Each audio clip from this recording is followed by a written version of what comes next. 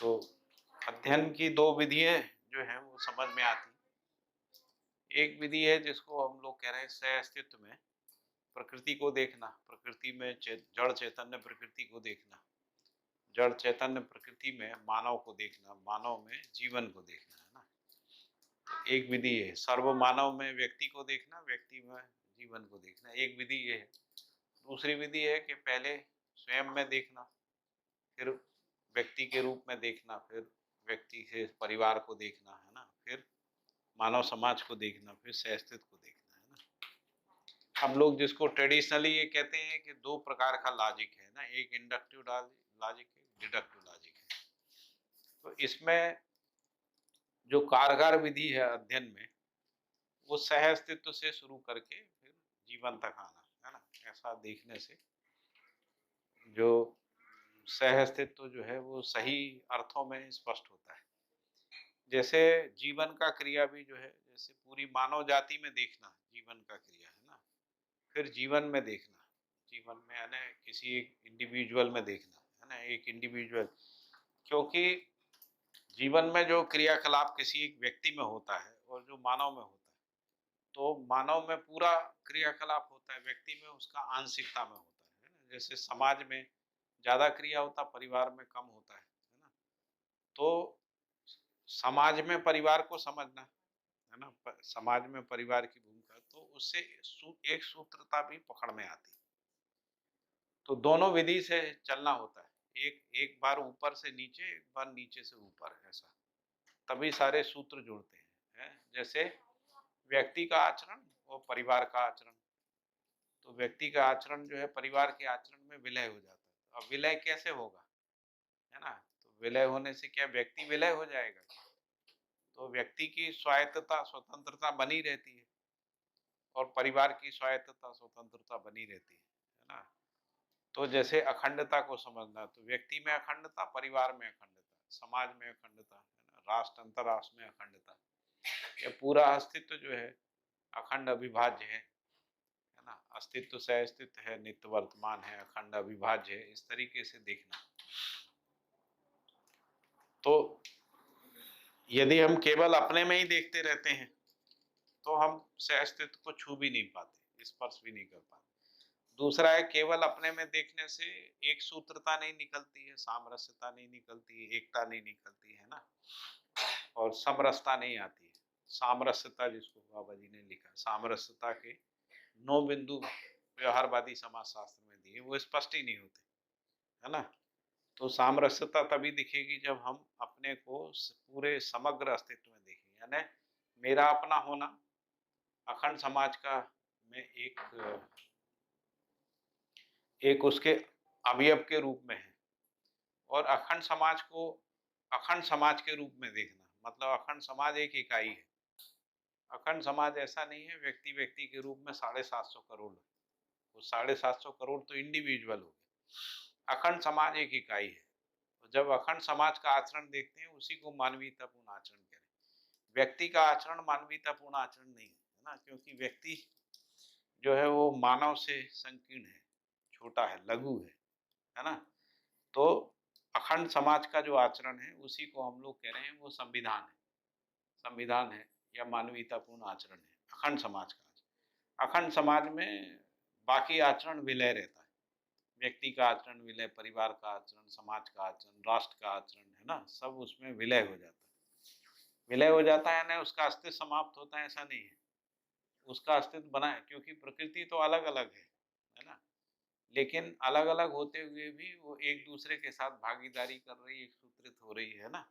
तो वो जो एक सूत्रता के सूत्र हैं, है ना, वो पकड़ में नहीं आते, वो पकड़ में नहीं आते तो विधि व्यवस्था निकलती नहीं है ना। जो इसको गठन कहते हैं, गठन समझ में ही नहीं आता। जैसे हर स्तर पे परिवार बना ही रहता है ना।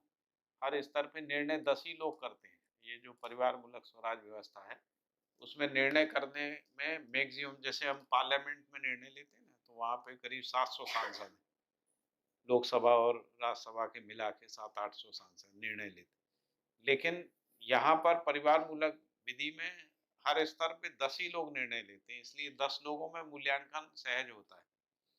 लेकिन प्रतिनिधित्व विधि से होता है। तो प्रतिनिधि प्रतिनिधि में व्यक्ति का विलय हो जाता है। जैसे मान लीजिए एमएलए जो है वो किसी कॉन्स्टिट्यूएंसी को रिप्रेजेंट करता है और यदि वो व्यक्तिवादी तरीके से पार्लियामेंट में अभिव्यक्त होता है तो कॉन्स्टिट्यूएंसी का रिप्रेजेंटेशन नहीं हुआ, है ना? नहीं हुआ तो फिर वो मनमानी करता है। मनमानी करता है तो पब्लिक को लगता है कि भई ये इसने हमारी तो कोई बात की नहीं, तो अगली बार इसको चुनाव नहीं जिताना है, ऐसा लोग हो जाते हैं, है ना? तो यहाँ पे हम लोग जो प्रतिनिधित्व विधि की बात कर रहे हैं उसमें व्यक्तिवाद का विलय होता है ना? तो जैसे ही हम परिवार में संबंध को पहचान लेते हैं तब हम व्यक्ति नहीं हैं, फिर हम पिता है, माता है, भाई है, बहन है ना? या पति है, पत्नी है, किसी एक संबंध में हैं। और हर व्यक्ति एक संबंध में नहीं होता, है ना? जो पिता है वो किसी का पति भी है, किसी का भाई भी है ना? किसी का पुत्र भी है। तो हर व्यक्ति सह-अस्तित्व में ही, क्योंकि संबंध जो है सह-अस्तित्व में है। तो इसलिए मेरा अपना पहचान संबंध के रूप में सह-अस्तित्व में ही होता है। तो हम सह-अस्तित्व के रूप में अभिव्यक्त होते हैं। तभी हम परिवार के प्रतिनिधि होते हैं, तभी वो परिवार का आचरण है। व्यक्ति का आचरण परिवार का आचरण नहीं होता है। परिवार के आचरण में व्यक्ति का आचरण विलय हो जाता है। तभी परिवार का आचरण बनता है, परिवार का चरित्र बनता है, परिवार की आइडेंटिटी बनती है। नहीं तो परिवार में व्यक्ति का पहचान होता है, व्यक्ति की आइडेंटिटी रहती है। परिवार में एकत्व तो नहीं आता है ना? परिवार में एकता नहीं आती है, अखंडता नहीं आती है ना? तो इसलिए फिर इसके बाद जब हम परिवार समूह के रूप में भागीदारी करते हैं, तो हमारे परिवार से एक सदस्य जो है वो परिवार समूह में भागीदारी करता है ना? तो परिवार समूह में जब वो भागीदारी करता है तब वो परिवार का प्रतिनिधि है, वो व्यक्ति नहीं है, इंडिविजुअल नहीं है। लेकिन है तो व्यक्ति ही, बात परिवार की करेगा, लेकिन व्यक्ति ही करेगा, है ना? तो व्यक्ति बना रहता है, लेकिन वो परिवार का प्रतिनिधि है। ठीक है? परिवार के प्रतिनिधि, और परिवार के प्रतिनिधि की आवश्यकता क्यों है? क्योंकि सभा को परिवार से कुछ जानकारी चाहिए कि आपके यहाँ कौन लोग कहाँ तक पढ़े हैं, कितनी आयु के लोग हैं, क्या आवश्यकता है, परिवार को क्या-क्या चाहिए, है ना? परिवार में कौन-सी पात्रता है, योग्यता है, इस सब का जो सर्वे है, वो परिवार प्रतिनिधि के माध्यम से सभा में पहुँच जाता है ना? उसके लिए अलग से कोई उपक्रम करने की ज़रूरत नहीं है ना, वो सभा में आ गए। तो उन सभी जानकारियों के आधार पे सभा निर्णय लेने में सक्षम हो जाती है, ताकि सब सर्व का सुख हो सके, है ना? निर्णय किस अर्थ में लेना है? सर्व सुख के अर्थ में लेना, न्याय के अर्थ में, धर्म के, सत्य की, व्यवस्था के अर्थ में निर्णय लेना, है ना? सभा में जब निर्णय लेते हैं तो वहाँ व्यक्तिवाद नहीं चलता है। सभा यदि कोई भी कार्यक्रम का इम्प्लीमेंटेशन करती है, जैसे वो कहेगी कि ये खेती करना है, ये उत्पादन करना है ना? खेती में ये लगाना है। तो व्यक्तिवादिता के आधार पे या किसी परिवार के आधार पे नहीं लेते, है ना? सभी परिवारों की आवश्यकता के आधार पे निर्णय लेते हैं। तो इससे सर्व समृद्धि जो है सुनिश्चित होती है ना? तो सभा विधि का जो प्रयोजन है वो समृद्धि तक पहुँचना है। समृद्धि ही जब निरंतरता के अर्थ में आती है तो अभय आ जाता है ना? अभी समाज में भय रहता है लोगों को, कैसे हमारा जीविकोपार्जन होगा, क्या होगा, ये होगा। व्यवस्था विधि से क्या होता है कि जवाबदारी सभा की है, व्यक्ति की नहीं है, तो व्यक्ति अपना बोझ मुक्त हो गया, है ना? व्यक्ति का केवल इतना ही काम है कि आपको जो सभा ने तय किया है उस काम को करना है। ऐसे ही परिवार का है, तो परिवार किसी मतलब निर्णय करने के लिए, बड़े निर्णय करने के लिए परिवार पे लोड नहीं है। सभा ने निर्णय ले लिया, परिवार उसमें भागीदारी करता है। तो इस तरीके से परिवार भी बोझ मुक्त हो जाते हैं, है ना? और परिवार की सभी आवश्यकताओं को पूरा करने का काम सभा करती है। सभा कैसे करती है? तो आवश्यकता से जो अधिक उत्पादन होता है उसको विनिमय कोष में रख देते हैं। विनिमय कोष में सभी परिवारों की जो आवश्यकता है उसका सूची बन जाती है ना? जो भी सूचीबद्ध हमने कर लिया है। पहले आवश्यकता देख ली कि हमको 200 चीज़ें चाहिए, इतनी-इतनी मात्रा में चाहिए। फिर सभा में तय हुआ कि सब लोग ये 200 चीज़ें में कितनी चीज़ों का हम उत्पादन कर सकते हैं। पता लगा हम 100 चीज़ों का उत्पादन कर सकते हैं या 150 चीज़ों का उत्पादन कर सकते हैं। अब जो हम उत्पादन करते हैं उसमें आवश्यकता से अधिक हो जाता है। तो जो 50 चीज़ों की कमी है वो दूसरे परिवार विनिमय कोष से उसको शेयर कर लेते हैं। जैसे मान लीजिए पड़ोस के गाँव से, या पड़ोस में 10 गाँव हैं।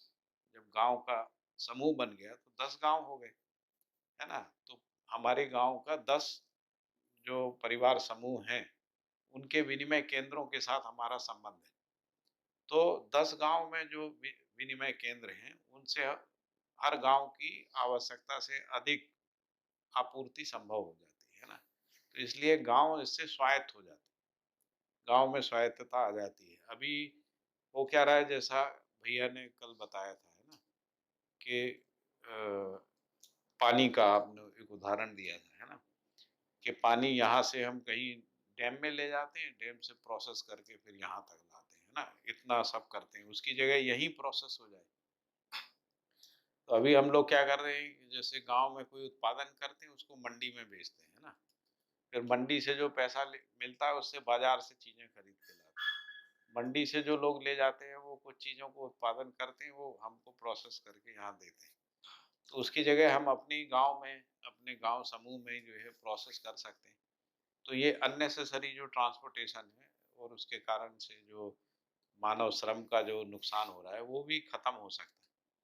बहुत सारा नुकसान होता है। जैसे मध्य प्रदेश में सोयाबीन जब उत्पादित होने लगा, तो सोयाबीन का पहला प्लांट जो है वो चोरहट में लगा है। चोरहट अर्जुन सिंह की कॉन्स्टिट्यूएंसी थी। अर्जुन सिंह अपने क्षेत्र में कुछ करना चाहते थे। तो जहाँ सोयाबीन होता था, वहाँ से जो चोरहट जहाँ प्लांट लगाया था, लगभग 500-600 किलोमीटर दूर था।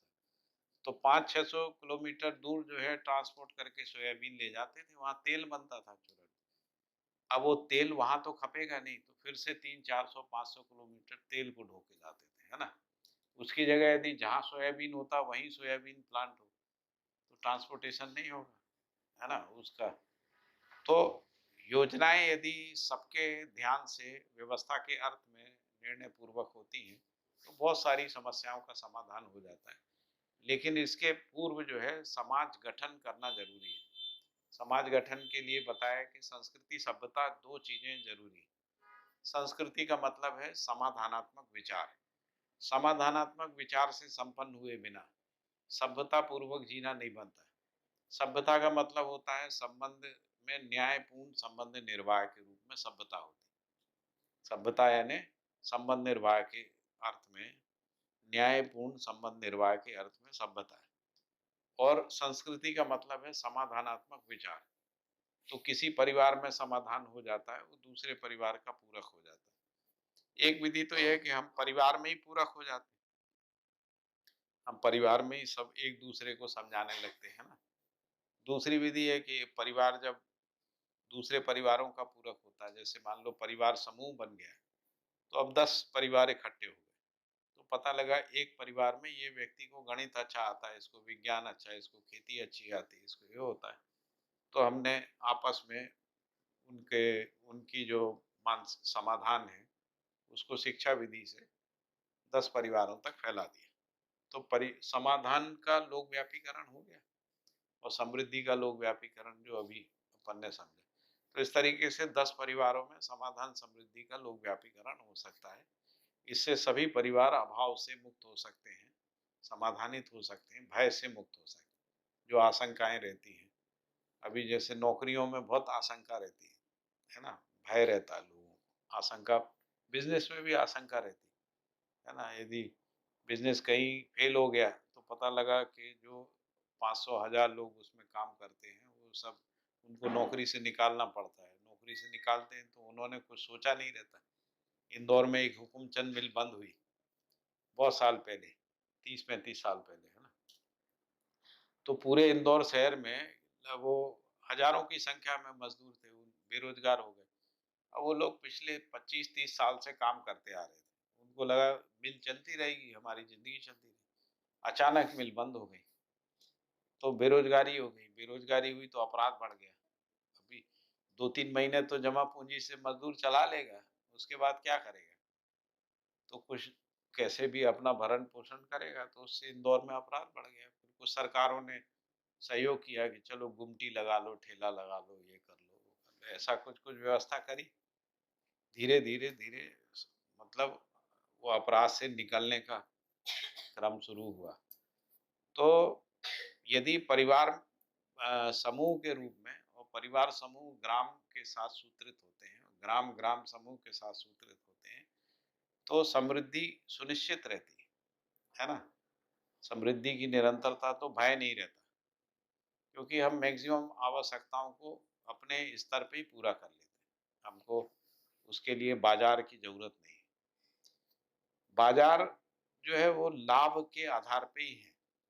बाजार में जो विनिमय है और जो अपने विनिमय केंद्रों में जो विनिमय है, उसमें अंतर है। परिवार मूलक स्वराज व्यवस्था में जो विनिमय केंद्र है वो लाभ हानि मुक्त है। मेरे पास आवश्यकता से अधिक है, वो हमने दे दिया। उस आवश्यकता से अधिक में हमको कोई विनिमय केंद्र से वस्तु चाहिए, वो ले ली। इसके बाद भी हमारा उत्पादन ज़्यादा है, तो वो वहाँ पे विनिमय केंद्र में जमा है। वो जमा हुआ हिस्से का सदुपयोगिता समाज के अर्थ में सब, मान लो स्कूल खोलना है या कोई स्वास्थ्य केंद्र खोलना है, तो वो उस विनिमय केंद्र के में जो आपका जो भी इकट्ठा हुआ है, उससे वो संचालित हो जाएगा। तो ऐसा जो परिवार मूलक स्वराज व्यवस्था जो है, उसका डिज़ाइन है और इसके मूल में जो दर्शन है, वो सह-अस्तित्व है। हम साथ-साथ जी सकें, साथ-साथ निर्णय ले सकें, है ना? साथ-साथ उत्सवपूर्वक रह सकें। सभी लोग जो हैं समाधान, समृद्धि, अभय पूर्वक जी सकें, सह-अस्तित्व पूर्वक जी सकें। ये कामना के साथ जो है, ये व्यवस्था का चित्रण किया गया। इसमें जो सबसे प्रमुख बात है, जहाँ से निकलना है, वो व्यक्तिवाद है। पिछले 30-40 साल में व्यक्तिवाद ऐसा घर कर गया है, जबकि व्यक्ति अपने आप में कुछ होता ही नहीं है। इंडिविजुअलिटी जैसी कोई चीज़ नहीं रहती। अल्टीमेटली हम स्वयं में देखते-देखते भी हम इसी जगह पे पहुँचते हैं कि हम सह-अस्तित्व में ही हैं। जीवन भी सह-अस्तित्व में है ना? जीवन जो है सह-अस्तित्व सहज प्रकाशन है। वैसे ही एक मानव होता है, कौन आए? तो एक जो मानव होता है, कोई आए?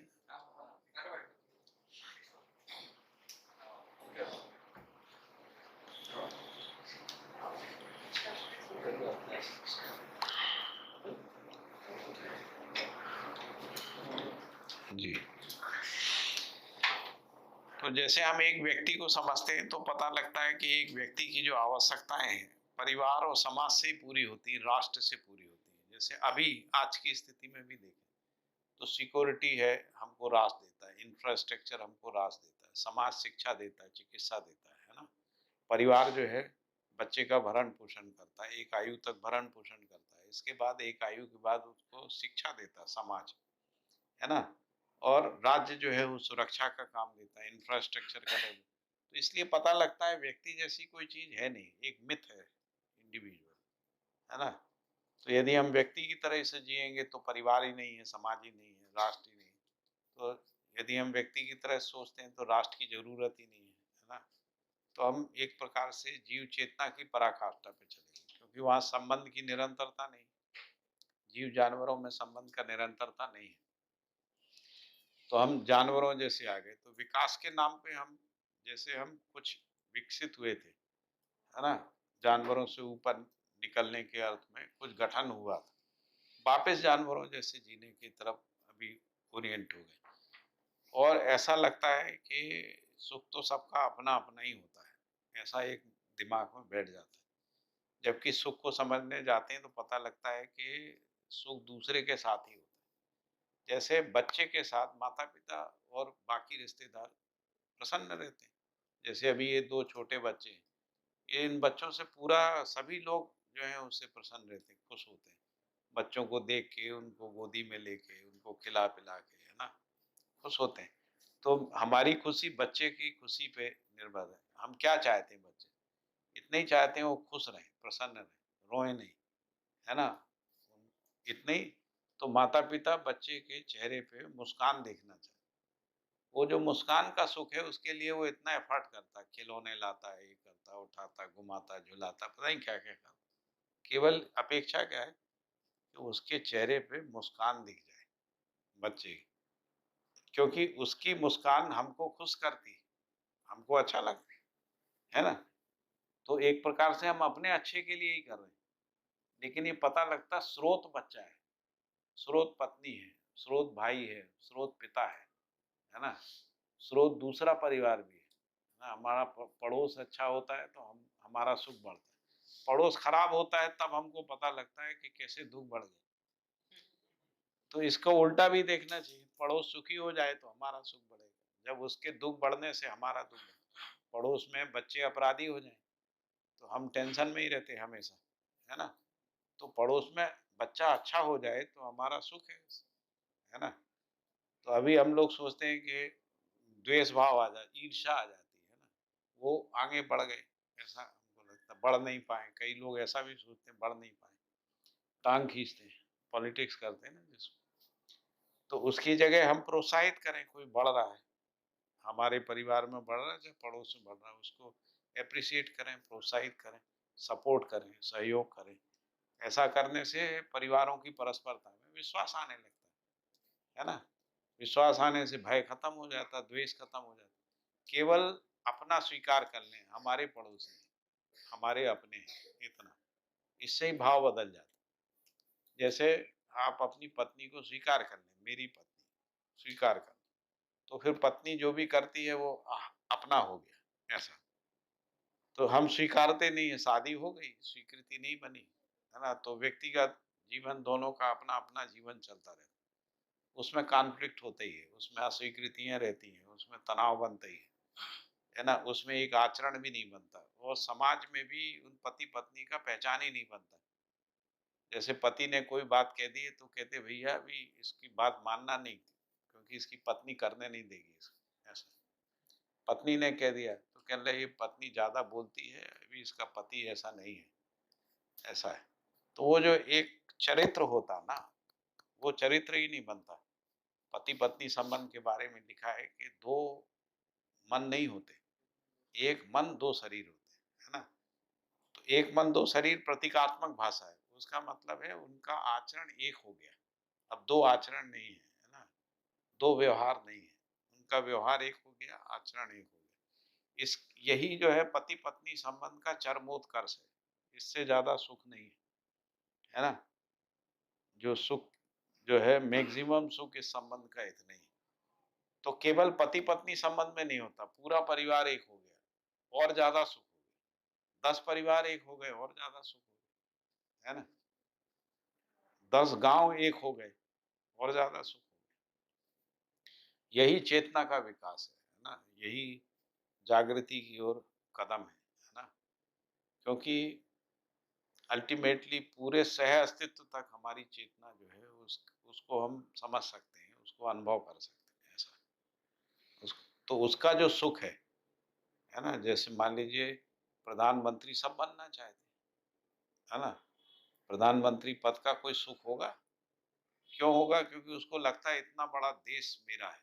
ऐसा। वो एहसास हमको नहीं आता। हमको प्रधानमंत्री के पद पे पहुँच के तो आ जाता है, तो इसलिए उसका भाषा ही बदल जाता है। प्रधानमंत्री, मुख्यमंत्री के रूप में मोदी जी हो, प्रधानमंत्री के रूप में मोदी जी, आप दोनों में अंतर देख लीजिए। पहले उनकी चेतना गुजरात तक थी, है ना? फिर इसके बाद अब देश तक हो गई। कुछ दिन तक तो वो हक्के-बक्के रहे, प्रधानमंत्री बन गए, लेकिन गुजरात छूटता ही नहीं था। हर भाषण में गुजरात आ जाता था। धीरे-धीरे गुजरात छूटा, क्योंकि देश के साथ चेतना का उनका तदाकार होने लगे, है ना? तो अब देश के आधार पे, वैसे ही हम सब परिवार जो है पूरे विश्व के आधार पे बोल सकते हैं, अभिव्यक्त हो सकते हैं, उस चेतना का अनुभव अपने में कर सकते हैं। अस्तित्व सह-अस्तित्व पूरा हमारे अंदर से प्रकट हो सकता है। ये संभावना सबके अंदर रखी हुई है। उसकी शुरुआत जो है वो परिवार से ही है। परिवार में समाधान समृद्धि आने से अभय सह-अस्तित्व का रास्ता अपने आप स्पष्ट होता है। समाधान आने से समृद्धि आती ही है। समाधान समृद्धि आने से अभय होता ही है। समाधान समृद्धि अभय होने से सह-अस्तित्व होता ही है। तो इसमें कोई एक्स्ट्रा एफर्ट करने की ज़रूरत नहीं है। मूल एफर्ट जो है, प्रयास केवल समाधान तक का है। समाधान और समाधान पूर्वक जीना। समाधान पूर्वक जीना यानी न्याय, व्यवहार में न्याय की निरंतरता के साथ जीना, ऐसा है। तो इसकी यदि उपलब्धियों को देखें, तो मैं थोड़ा-सा बोर्ड का उपयोग कर लेता हूँ। ये तो हो गया ना, इस पे अभी कोई ज़्यादा प्रश्न नहीं है। फिर कभी ऐसा होगा कि अगली बार जब हम जीवन क्रियाएँ करेंगे, तो हम लोग एक-एक क्रियाओं पे बात करेंगे। मन की क्रियाएँ तो मन की क्रिया 64 क्रियाओं पे चर्चा करेंगे, है ना? वृत्ति की क्रियाएँ पे, चित्त की जो 16 क्रियाएँ उस पे बात करेंगे। ऐसा कोई जगह तय कर लेंगे जिसमें केवल चित्त की क्रियाओं पे बात करेंगे। एक-एक जितनी भी क्रियाएँ हैं श्रुति, स्मृति, मेधा, कला आदि-आदि जितने भी हैं सब पे चर्चा करेंगे तो और ज़्यादा गहराई से समझ में आएगा। दूसरी बात ये भी पता लगेगा कि अनुभव अनुभव बुद्धि से जुड़ा हुआ है ना? और बुद्धि का जो बोध है वो आपके चित्त क्रियाओं से जुड़ा हुआ है। चित्त क्रियाओं का जो भी है वो वृत्ति की क्रियाएँ से, ये क्रियाएँ फ्रेगमेंटेशन में नहीं है। कई बार आपको रिपिटिशन जैसा लगेगा। आप बुद्धि में मेधा कला भी पढ़ रहे हैं और यहाँ विद्या भी पढ़ रहे हैं, है ना? अपने वृत्ति की क्रिया में, है ना? तो आपको लगेगा वही बात यहाँ कही थी ये बात, क्योंकि वो सब क्रियाएँ आपस में परावर्तन होता है ना, प्रत्यावर्तन, परावर्तन होता है। तो ये बुद्धि यहाँ परावर्तित होती है, चित्त परावर्तित होता है वृत्ति में। तो चित्त की क्रियाओं में जो चित्त वृत्ति की क्रियाओं में चित्त की क्रिया बनी ही रहती है ना? परावर्तित रहती है और फिर चित्त का अपना क्रिया है। तो उसका प्रत्यावर्तन जो है वो इधर भी जाता है। तो एक-एक क्रिया आपको समझ में आने लगेगी, कैसे सूत्रित होती है। अनुभव कैसे बुद्धि में आता है, बुद्धि से कैसे अनुभव चित्त में आता है, चित्त से कैसे जो है वृत्ति में, वृत्ति से मन में आता है। मन की क्रियाओं को आप देखेंगे तो 3 कैटेगरी में है, जिसमें एक रुचि मूलक है ना? रुचि मूलक क्रियाएँ हैं, जो सभी प्रकार के आसाधनों से संबंधित है। फिर संबंध मूलक है, जिसको मूल मूलक कह रहे हैं और फिर लक्ष्य मूलक है। ऐसे 3 कैटेगरी में। तो जो 20 क्रियाएँ ऐसी हैं जो संबंधों के आधार पे, पति-पत्नी, मित्र-मित्र, भाई-भाई इससे संबंधित है ना? 20 क्रियाएँ। 20 क्रियाएँ लक्ष्य मूलक हैं और 24 क्रियाएँ रुचि मूलक। ऐसे मिला के 64 क्रियाएँ हैं। तो हम लोग कोई एक अवसर पे इसके ऊपर बात करेंगे। आज क्योंकि अंतिम दिन है, तो थोड़ी-सी बात जो है वो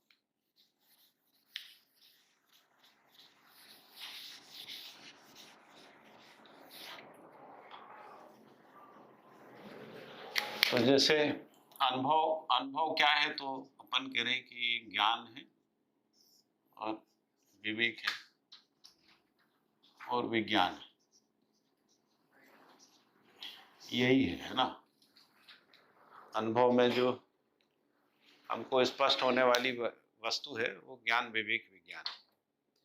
इसमें से भी जो ज्ञान है वो अनुभूति का है और ये जो विवेक और विज्ञान है ये अनुभूति का प्रमाण है ना? जिसको अपन प्रमाण कहते हैं, ये जीने में आता है। तो पहला जो क्रम है वो समझना होता है ना, ये ज्ञान, विवेक, विज्ञान को समझना होता है, ये समझना है। तो पहला जो कार्यक्रम है कि हमको ज्ञान क्या है, विवेक क्या है, विज्ञान क्या है, इसको समझना है। इसके बाद जीना है ना? तो समझने से क्या होता है, यदि हम इसको समझते हैं तो स्वयं में विश्वास आता है,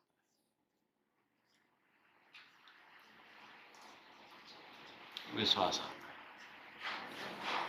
यदि ज्ञान को हम समझ गए तो स्वयं में विश्वास आता है और विवेक और विज्ञान को समझ गए तो श्रेष्ठता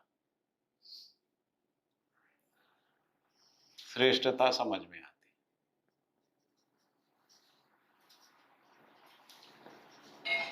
आती है।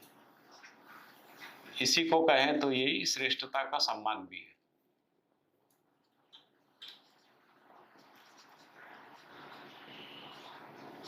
यदि विवेक और विज्ञान नहीं आपको समझ में आया है तो श्रेष्ठता का सम्मान नहीं कर सकते, है ना? क्योंकि मानव परंपरा में यदि कोई श्रेष्ठता है तो वो विवेक और विज्ञान है। तो इस तरीके से स्वयं में विश्वास से श्रेष्ठता का सम्मान आता है,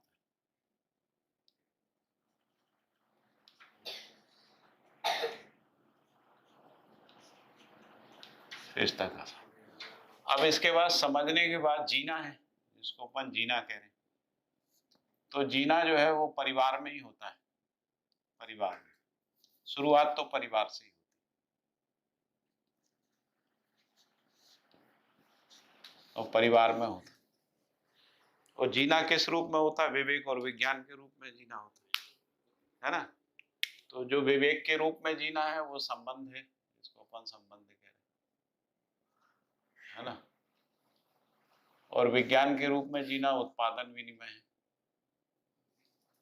उत्पादन और विनिमय, विनिमय भी परिवार में होता नहीं तो उत्पादन ही होता है। कोई ना कोई, हर परिवार कोई ना कोई उत्पादन करता है, ये जीना है। तो जो विवेक की समझ है उसको अपन कह रहे हैं प्रतिभा, और जो विज्ञान की समझ है वो है व्यक्तित्व। और ये जो विवेक ही विज्ञान में अवतरित होता है। ऐसा नहीं है विज्ञान केवल उत्पादन है। तो ज्ञान जो है विवेक में आता है, ज्ञान और विवेक विज्ञान में जाता है, तभी व्यवस्था के रूप में सूत्रित होता है ना? तो यहाँ उत्पादन के साथ जो है संबंध है ही, जिसको अपन कह रहे हैं। इसीलिए व्यक्तित्व जो है उसको कह रहे हैं कि आहार है, आहार और विहार प्लस व्यवहार है, ऐसा व्यवहार है, इसको कह रहे हैं। और प्रतिभा का मतलब है कि समझ संपन्न होना, निपुणता, कुशलता, पांडित्य, इस तीनों को मिला के प्रतिभा कह रहे हैं। निपुणता, कुशलता, पांडित्य, इसमें भी कह रहे हैं व्यवहार, प्रतिभा और व्यक्तित्व में वरीय क्या है? तो ऐसा लिखा है कि व्यक्तित्व वरीय है, क्योंकि व्यक्तित्व में प्रतिभा समाई हुई। जिसको अपन व्यवहार कह रहे हैं, ये व्यवहार ही प्रतिभा है। व्यवहार का मतलब होता है आचरण, आचरण का मतलब होता है विचार, है ना? विचार आयाम ही आचरण के रूप में रहता है। तो इसलिए व्यक्तित्व में प्रतिभा समाई हुई है ना? और व्यवहार, इन तीनों में वरीय क्या है? तो पहला सबसे वरीय व्यवहार है, फिर इसके बाद विहार है, फिर आहार है। यानी व्यक्तित्व में भी सबसे वरीय जो है वो व्यवहार है, फिर इसके बाद विहार है, फिर आहार है, ऐसा कहा है। तो परिवार में क्या होगा? प्रतिभा और व्यक्तित्व का प्रमाण आएगा। तो प्रतिभा प्लस व्यक्तित्व, है ना?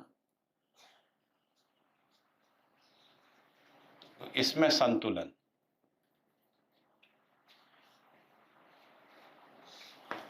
और प्रतिभा और व्यक्तित्व का प्रमाण,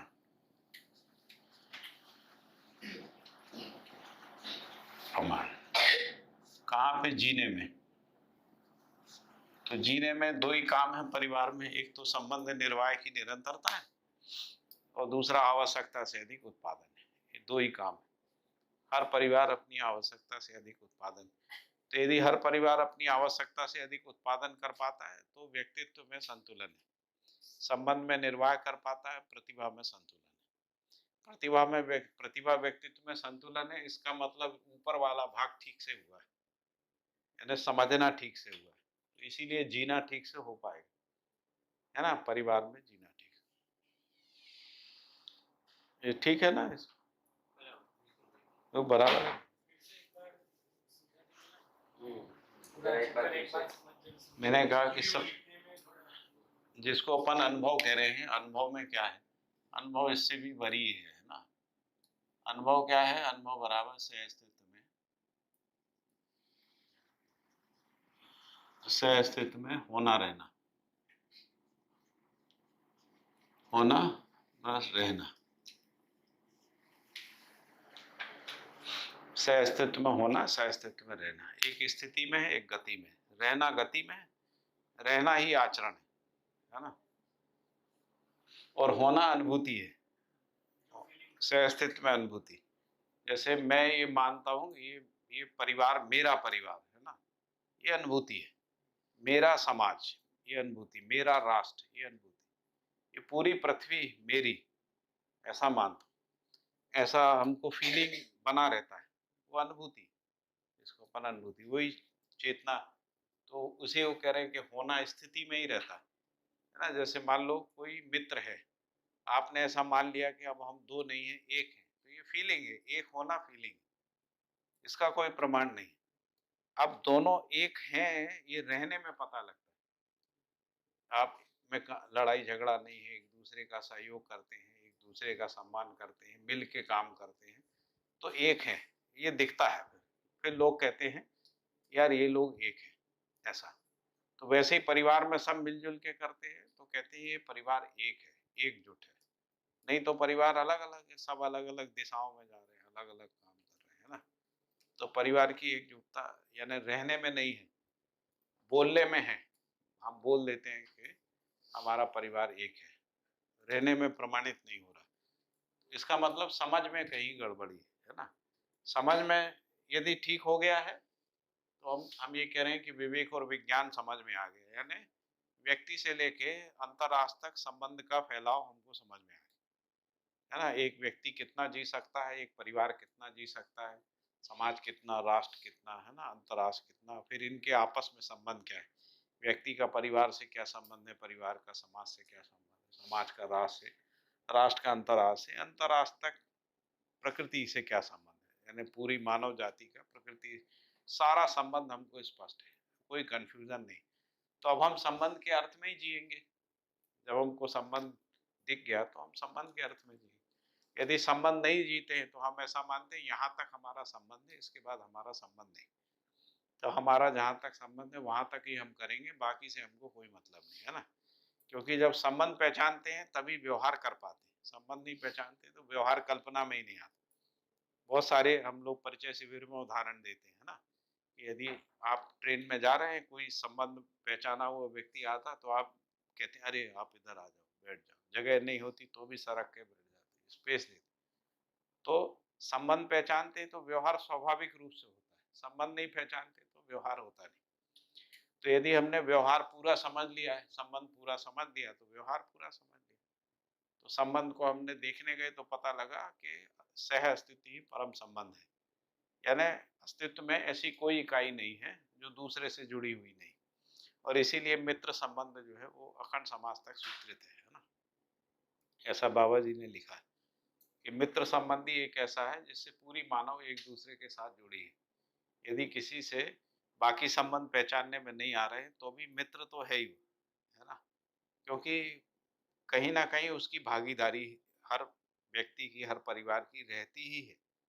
ऐसा कोई भी परिवार नहीं होता जो व्यवस्था में कोई भागीदारी नहीं करता। कम ज्यादा कर सकते हैं, समझ के आधार पे कम ज्यादा कर सकते हैं, अपनी प्रतिभा, योग्यता, क्षमता के आधार पे कम ज्यादा हो सकता है, लेकिन कोई परिवार कुछ नहीं करता है ऐसा तो नहीं होता, कुछ ना कुछ तो करते ही है ना। अच्छा नहीं करता तो गलत करता है। संबंध का पहचान नहीं होता तो ऊट पटांग करता, उसके ऊट पटांग करने से भी हम प्रभावित होते। तो हमको संबंध की समझ हो गई तो हमने कहा कि विवेक का समझ हो गया। और हमको विज्ञान की समझ हो गई, यानी व्यवस्था समझ में आ गई। स्वयं में व्यवस्था, परिवार में व्यवस्था, है ना, समाज में व्यवस्था, राष्ट्र में व्यवस्था, अंतर्राष्ट्र में व्यवस्था। यदि ये हमको समझ में आ गई तो विज्ञान समझ में आ गई। सारा विज्ञान व्यवस्था की समझ ही है। व्यवस्था के अर्थ में ही विज्ञान होता है। जैसे हम फिजिकल साइंसेस पढ़ते हैं, सारा फिजिकल साइंस है natural behaviour of the nature को समझने के लिए। रेगुलर, है ना, regular behaviour of the nature, इसको हम समझते हैं। इसी को मैंने कहा कि नियम, नियंत्रण, संतुलन को समझने के अर्थ में सारा विज्ञान का अनुसंधान है ना। उससे हम रेगुलर बिहेवियर क्यों समझना चाहते हैं? क्योंकि हमको उसके साथ जीना है। यदि हमको उसका रेगुलर बिहेवियर समझ में आता है तो हम उसके साथ जी सकते हैं। यदि हमको रेगुलर बिहेवियर, जैसे हमको मौसम का रेगुलर बिहेवियर पता है, कब बरसात आती, कब ठंडी होती है, कब गर्मी पड़ती है, गर्मी में क्या करना, बरसात में क्या करना, है ना, कौन सी चीज पैदा करना, ये सब हमको रेगुलर बिहेवियर से समझ में आता है। इसी के लिए विज्ञान है, सारा विज्ञान, ताकि हम अच्छा उत्पादन कर सकें, हम उत्पादन में सफल हो सकें, इसके लिए विज्ञान है ना। तो विज्ञान का मतलब है हमको व्यवस्था समझ में आ गई, है ना, स्वयं में क्या व्यवस्था है, परिवार में क्या है, समाज में क्या है, राष्ट्र में, अंतर्राष्ट्र में क्या है। यदि ये दोनों चीजें समझ में आ गई, इसका मतलब हम समझदार हो गए, है ना। यानी जब ज्ञान अभिव्यक्त होता है विवेक और विज्ञान के रूप में तो वो समझदारी है ना। समझदारी और ज्ञान में अंतर इतना ही है, ज्ञान अनुभूति है, अनुभूति जब अभिव्यक्ति में आती है ना, विवेक विज्ञान के रूप में आती है तो वो समझदारी, जिसको अपन कह रहे हैं, इन दोनों को मिला के हम ये कह सकते हैं कि ये समझदारी। ठीक है ना, यहाँ तक स्पष्ट हो गए। अब इसके बाद हमने शिक्षा संस्थान में बैठ के बच्चे को ज्ञान विवेक विज्ञान समझा दी। परिवार में ऐसा लिखा है कि शिक्षा जो है सर्वप्रथम शिक्षा माता से, फिर अभिभावकों से, फिर परिवार से, फिर समाज से, यानी शिक्षा संस्थाओं से, और फिर वातावरण से, ऐसा बाबा जी ने लिखा है। तो शिक्षा में कुछ हिस्सा जो है वो बच्चे का हो गया, लेकिन फिर औपचारिक शिक्षा जो है शिक्षा संस्थाओं से। तो शिक्षा संस्थान में बच्चा जो है पढ़ के समाधानित हो गया। अब वो जिएगा कहाँ? परिवार में जिएगा, है ना? परिवार में क्या प्रमाणित करेगा? प्रतिभा और व्यक्तित्व को प्रमाणित करेगा, है ना? प्रतिभा और व्यक्तित्व को प्रमाणित करेगा, तो हम कहेंगे इसका प्रमाण जो है परिवार ही देगा कि इनमें प्रतिभा में संतुलन, व्यक्तित्व में संतुलन आ गया। प्रतिभा में व्यक्तित्व में संतुलन आ गया तो वो बिना किसी कॉन्फ्लिक्ट के परिवार में भागीदारी करने की योग्यता, क्षमता, पात्रता आ गई, है ना?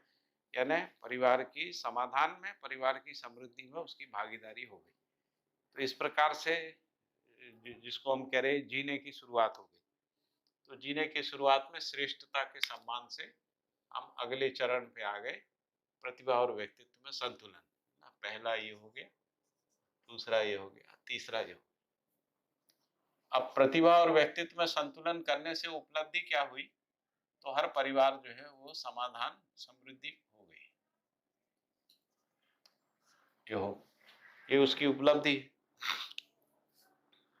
यदि परिवार में सब मिलजुल के काम करते हैं तो समृद्धि आना निश्चित है ना? अलग अलग काम करते हैं तो सबको संकट होना है ना? जैसे मान लीजिए आप कोई काम कर रहे हैं और आपका भाई कोई दूसरा काम कर रहा है, बहन तीसरा काम कर रही, तो फिर आपने कहा आपके काम में किसी का सहयोग चाहिए, वो कहेंगे अपना देखिए, हमारा काम हम देखेंगे। अब तो सभी को अभाव लगेगा। यदि परिवार ने तय कर लिया कि भाई हम लोग ये काम करेंगे, सब मिल के करते हैं, तो आपका जो श्रम है उसका मैक्सिमम यूटिलाइजेशन हो सकता है ना? और सहयोग का भाव भी बना रहेगा, निर्भय भी हो सकता है, एकता भी बनी रहेगी। तो इस विधि से परिवार में समाधान होने से समृद्धि होती ही है। समृद्धि नहीं होती ऐसा नहीं है ना? हर परिवार जो है आवश्यकता से अधिक उत्पादन करने में सक्षम है, ऐसा है। इसके बाद जब ये आवश्यकता से अधिक हो गया, आपके पास क्या हो गया? समाधान भी हो गया, समृद्धि भी हो गई। तो जब समाधान, समृद्धि हो गई तो आप इसको समाज में ले जाते हैं ना? समाधान, समृद्धि को आप समाज में ले जाते हैं, ऐसा समाज। तो जब आप समाज में समाधान, समृद्धि को ले जाते हैं, इसी का नाम है व्यवहार में सामाजिक। व्यवहार में सामाजिक होना। अब व्यवहार में सामाजिक कौन होता है? प्रश्न है। व्यक्ति होता है या परिवार होता है? परिवार ही होता है ना? क्योंकि परिवार की समाधान और समृद्धि प्रतिनिधित्व विधि से जाएगी, इसलिए हर परिवार ही व्यवहार में सामाजिक होता है। तो व्यक्ति में व्यवहार में सामाजिकता में निष्ठा आती है। वो निष्ठा यहाँ पर आ जाती है। क्यों आ जाती है? क्योंकि हम संबंध में जी रहे हैं, आपस में एक दूसरे के सहयोग भाव से, सहकार से, पूरकता से हम संबंधों में जी रहे हैं, यानी व्यवहार में सामाजिकता की निष्ठा हमारे अंदर आ गई। अब जो प्रमाण आएगा व्यवहार में सामाजिक है कि नहीं, तो इसका प्रमाण जो है वो परिवार का ही आएगा, यानी परिवार अपनी समृद्धि। अब ये जो समृद्धि है, जब हमने सबने मिल के उत्पादन किया है तो समृद्धि व्यक्ति की नहीं, समृद्धि परिवार की है ना? समाधान भी सबने जीने में प्रमाणित किया है, तो एक व्यक्ति का समाधान नहीं है, पूरे परिवार का, सब संबंधों में समाधान है। तो समाधान भी जो है वो परिवार का स्वत्व है और समृद्धि भी परिवार का स्वत्व है, वो इंडिविजुअल प्रॉपर्टी नहीं है ना? इंडिविजुअल स्वत्व नहीं है। तो जो परिवारगत स्वत्व है वो शिक्षा संस्कार के माध्यम से सामाजिकता में नियोजित होता है। हमारे परिवार से कोई एक व्यक्ति शिक्षा संस्थाओं में जाके भागीदारी कर, हमारे पास जो आवश्यकता से अधिक है उसको विनिमय कोष में हम देके समाज की समृद्धि में भागीदारी कर। समाज कोई अलग से इकाई तो है नहीं, परिवार समूह के रूप में इकाई है, तो हम जो भी कुछ देते हैं वो वापस परिवार में ही आता है। तो मान लीजिए किसी परिवार में कोई चीज की कमी है, उस कमी पूर्ति के लिए, आवश्यकता पूर्ति के लिए जो है वो आता है, या दूसरे परिवार के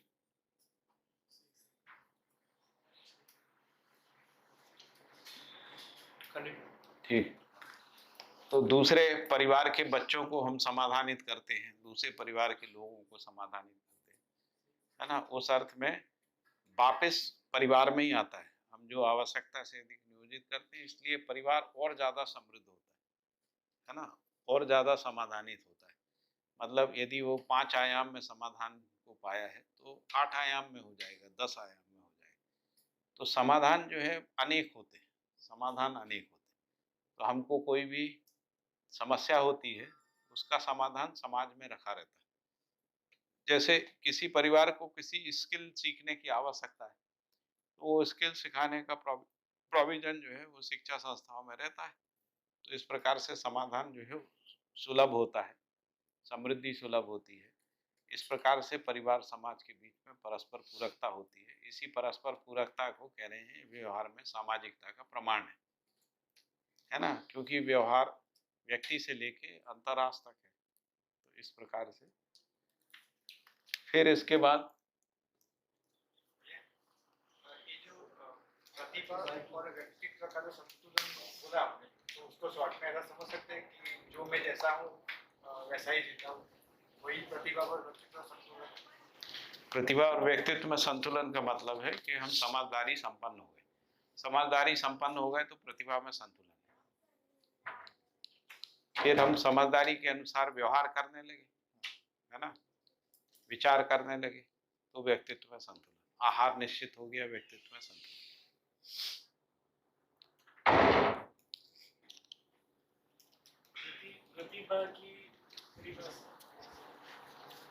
प्रतिभा की परिभाषा निपुणता, कुशलता, पांडित्य, तीनों को मिला के प्रतिभा कह रहे हैं। दूसरे अर्थ में ज्ञान, विवेक, विज्ञान, संपन्नता बराबर प्रतिभा।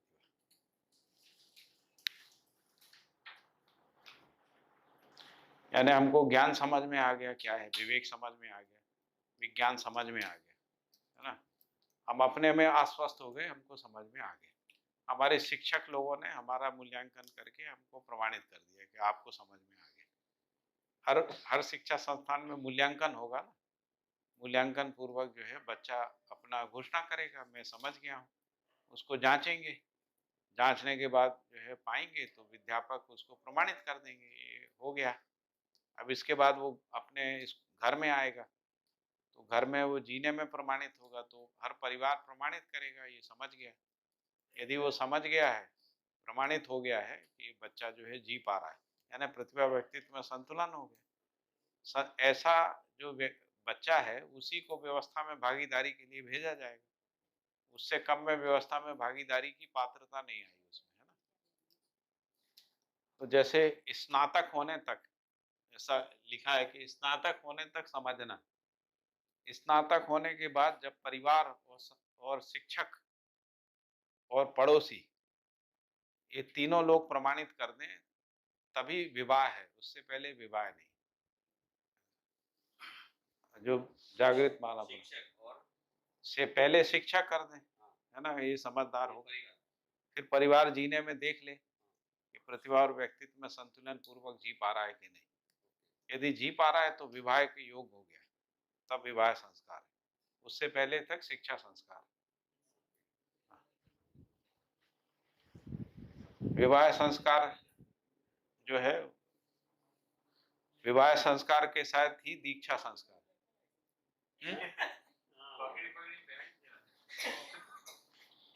अभी भी ऐसा ही है। अभी भी पेरेंट जो है तब तक शादी करने का हिम्मत नहीं जुटाते हैं जब तक एक स्तर पे आश्वस्त नहीं हो जाते, है ना। नहीं तो कहेंगे अभी ये खुद तो है ही नहीं ठीक से, अभी एक और आ जाएगी तो और समस्या होगी। काफी पेरेंट्स ऐसे रहते हैं कि वो समस्या को सामने से बुलाते हैं। हाँ, ऐसा भी होता है, इधर तो ऐसा होता है। फिर दुखी रहते हैं। हाँ, दुखी रहते हैं, दुखी, लड़ते झगड़ते समस्या है। ठीक नहीं होता है तो फिर बोलते हैं कि ला दो तो ठीक हो जाएगा। सुधर जाएगा। हम तो ठीक नहीं कर पाए लेकिन वो ठीक कर देंगे। और इसीलिए जो आप देखेंगे कि जो दीक्षा संस्कार है, जो दीक्षा संस्कार है ना, वो विवाह के समय संकल्प पूर्वक होता है। जब वो दोनों पति पत्नी अखंड समाज के अर्थ में जीने का संकल्प लेते हैं, यानी अब वो मानव से देव मानव की ओर गति है। देव मानव की ओर जो गति है ना, वो केवल व्यक्ति की है ही नहीं, पति पत्नी दोनों के साथ ही हो पाएगी, नहीं तो हो ही नहीं पाएगी, है ना। ऐसा स्पष्ट किया है बाबा जी ने। हाँ, बहुत। तो इसीलिए जो विवाह संस्कार के बाद मतलब विवाह की एक पात्रता आ गई है आपके अंदर, है ना, तो उसी के बाद जो है देव मानवीयता की ओर गति है। देव मानवीयता की ओर गति जो है व्यवहार में सामाजिकता को प्रमाणित करने के अर्थ में, है ना। देव मानवीयता अखंड समाज सार्वभौम व्यवस्था के अर्थ में जब पति पत्नी संकल्पित हो जाते हैं, उसी का नाम है दीक्षा संस्कार। मतलब अब मैं समझदार हो गया, परिवार में मेरा व्यवहार आचरण प्रमाणित हो गया, है ना। अब हम अग्रिम गति करेंगे। अग्रिम गति यानी समाज व्यवस्था में भागीदारी करें। समाज व्यवस्था में क्यों भागीदारी करना? हम मानवता से देव मानवीयता की ओर जाना चाहते हैं। तो सारा मानवता का प्रमाण यहीं पर है, परिवार और परिवारों की परस्परता में इतना मानवीयता है। इसके बाद जो है देव मानवीयता, दिव्य मानवीयता, राष्ट्र और अंतर्राष्ट्र के स्तर पे मानवीयता, दिव्य मानवीयता, देव मानवीयता, दिव्य मानवीयता। तो अगला जो है जिसको हम कह रहे हैं व्यवहार में सामाजिक हो गए, जब परिवारों की परस्परता में हमने समाधान समृद्धि को कर दिया, इसको अपन कह रहे हैं परिवार समूह।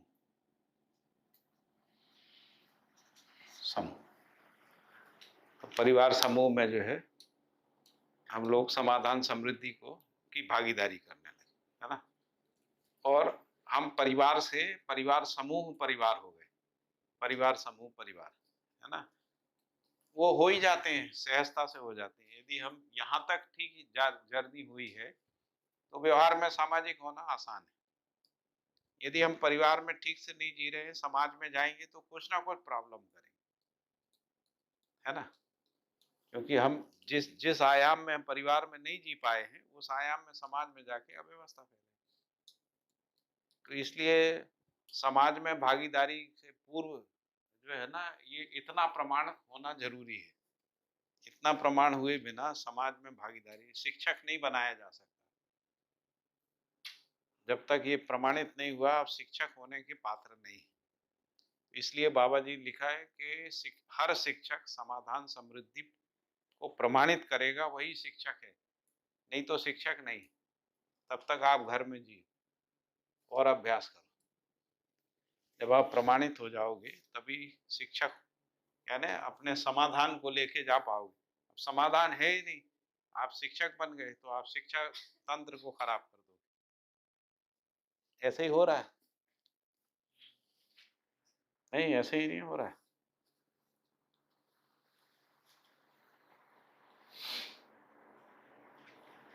मतलब शिक्षक भी बहुत बड़ी पोस्ट है। बहुत बड़ी पोस्ट, तभी तो शिक्षक का सम्मान होगा, नहीं कैसे होगा? सम्मान नहीं होगा ना शिक्षक।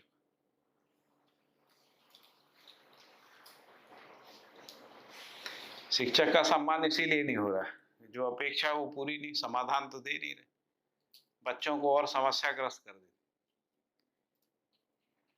ये बता रहे थे सीताराम भैया कि हम लोग गांव के लोग हैं, पढ़े लिखे तो ये भी हैं, एमए हैं सब, इनके परिवार में भी सब पढ़े लिखे, लेकिन ये कह रहे थे हम पहले सोचते थे कि हम लोग गरीब हैं, दुखी हैं, है ना, लेकिन जब हम शिक्षकों के पास जाते हैं तो पता लगता है हमसे ज्यादा दुखी वो है। प्रोफेसर, जितना बड़ा प्रोफेसर उतना दुखी, उतना फ्रस्ट्रेट।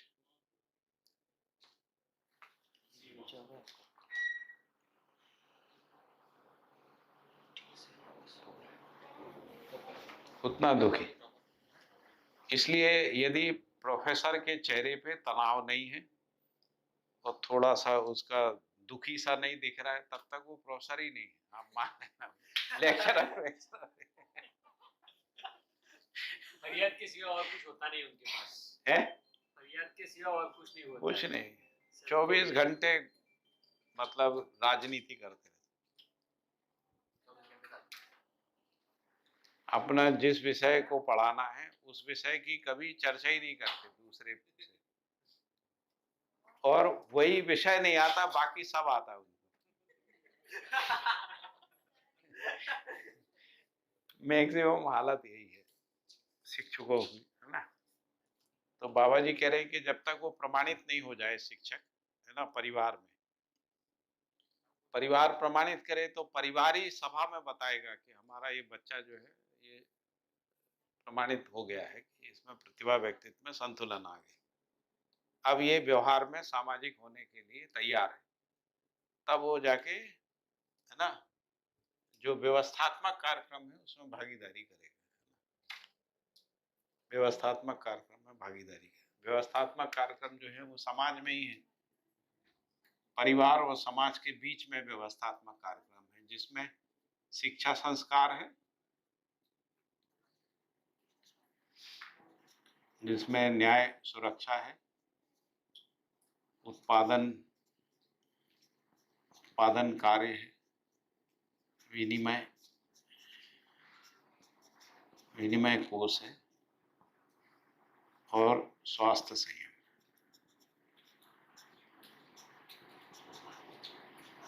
तो इनमें भागीदारी का मतलब है व्यवस्था में भागीदारी। तो एक भागीदारी इसमें है और दूसरी भागीदारी सभा में है, जिसको अपन सभा में और समिति में कह रहे हैं।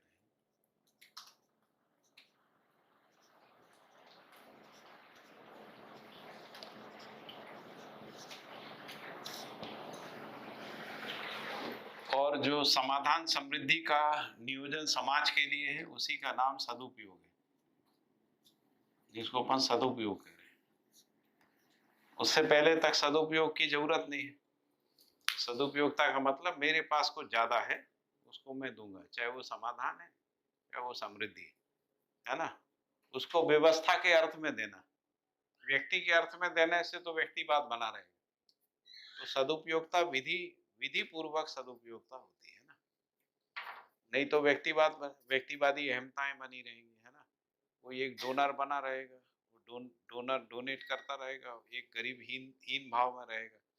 तो जो स्वावलंबी है ना, स्वावलंबी नहीं बनेगा, व्यक्ति जो है स्वावलंबी नहीं बनेगा, व्यवस्थाएं स्वावलंबी नहीं बनेगी, समाज स्वावलंबी नहीं बनेगा, परिवार भी स्वावलंबी नहीं बनेगा, है ना। वो स्लेवरी आ जाएगी, वो दास्ता को जन्म देगी।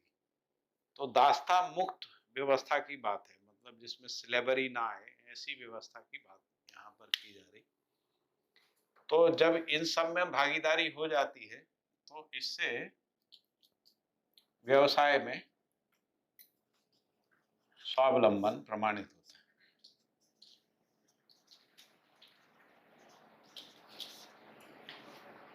व्यवसाय में स्वावलंबन, इससे पहले व्यवसाय में स्वावलंबन का प्रमाण नहीं। जैसे अभी की खेती है, तो अभी की खेती जो है बाजार पे, बीज पे, पानी पे, दूसरे पे निर्भर है ना। कोई भी व्यवसाय देख लीजिए, तो समाज के अलावा उसमें कोई तीसरी ताकत है जो हमको चला रही है। समाज अपना व्यवसाय नहीं कर रहा है, शिक्षा संस्थाएं अपनी शिक्षा को निश्चित नहीं कर पा रही, है ना। कोई भी उत्पादन करने वाला अपना उत्पादन निश्चित नहीं कर पा रहा है, उसको बीज कहीं से लेना है, खाद कहीं से, पेस्टिसाइड कहीं से, है ना, लेबर कहीं से लेना पड़ रही, कुछ ना कुछ परावलंबन है ना।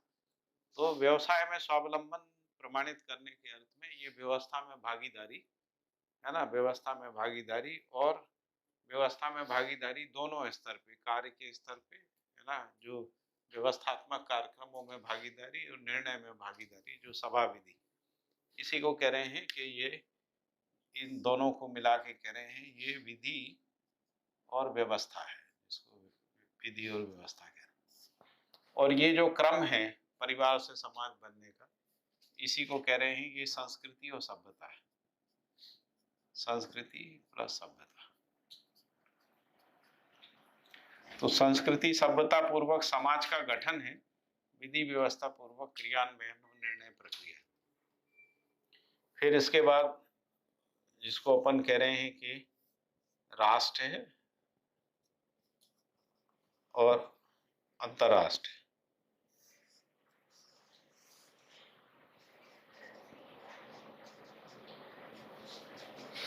तो जो राष्ट्र का जो क्रिया है वो विधि व्यवस्था में, विधि में भागीदारी है, विधि व्यवस्था में भागीदारी, और ये शेष प्रकृति के साथ भागीदारी।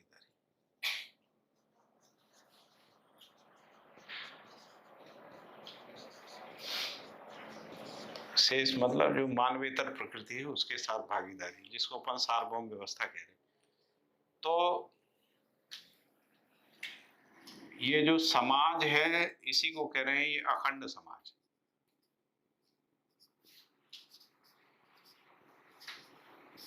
राष्ट्र में आता है मानवीय संविधान, मानवीय आचार संहिता,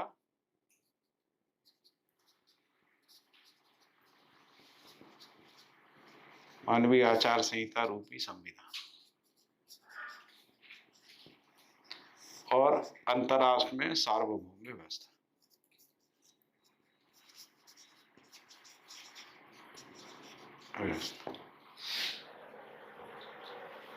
ये 3 लक्ष्य हैं जिनको हम लोग कह रहे हैं, ये परंपरा के 3 लक्ष्य। तो यहाँ पर विधि, आचार संहिता और नीति,